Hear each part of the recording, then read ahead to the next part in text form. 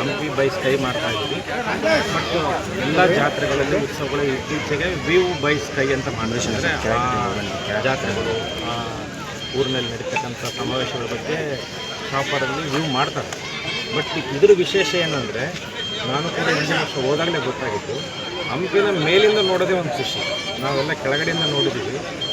ಬೇರೆ ಜಾತ್ರೆಗಳಲ್ಲಿ ಆ ಜಾತ್ರೆ ಶಾಮಿಯಾನ ಮನೆಗಳು ಬಿಲ್ಡಿಂಗ್ಗಳು ಅವರಲ್ಲಿ ಹಾಕಿರೋ ಲೈಟ್ ಕಾಣಿಸ್ತಾರೆ. ಇಲ್ಲಿ ಹಂಗಲ್ಲ, ನಿಮಗೆ ಪ್ರತಿಯೊಂದು ಮಾನ್ಯುಮೆಂಟ್ಸ್ ಕೂಡ ಹಂಪಿ ಬೈ ಸ್ಕೈಯಲ್ಲಿ ಎಲ್ಲ ಏನಾದರೂ ಬಿಟ್ಟು ಕೂಡ ನಾವು ವ್ಯೂ ಮಾಡಲಿಕ್ಕೆ ಅವಕಾಶ ಇದೆ.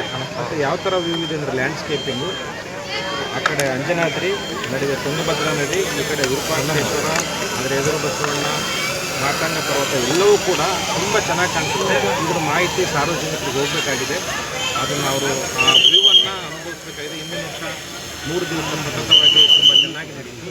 ಈ ವರ್ಷವೂ ಕೂಡ ಸಾರ್ವಜನಿಕರಿಗೆ ಉಪಯೋಗಿಸಬೇಕಾಗಿ ನಾನು ಸರ್, ಎಷ್ಟು ಚಾಪ್ಟರ್ ಇದ್ದಾವೆ? ಎಷ್ಟು? 2 ಚಾಪರ್ ಇದೆ. ಅವರಿಗೆ ನಾವು ಜಾಗ ಮಾಡಿಸಿದ್ದೀವಿ. ಅವರು ಓನ್ ಕಾಸ್ಟಲ್ಲೇ ಅವರು ಆಪರೇಟ್ ಮಾಡ್ತಾರೆ. ಅವರು 3,900 ರೂಪಾಯಿನ ಈ ಥರ ಫಿಕ್ಸ್ ಮಾಡಿದ್ದಾರೆ. ಅವರು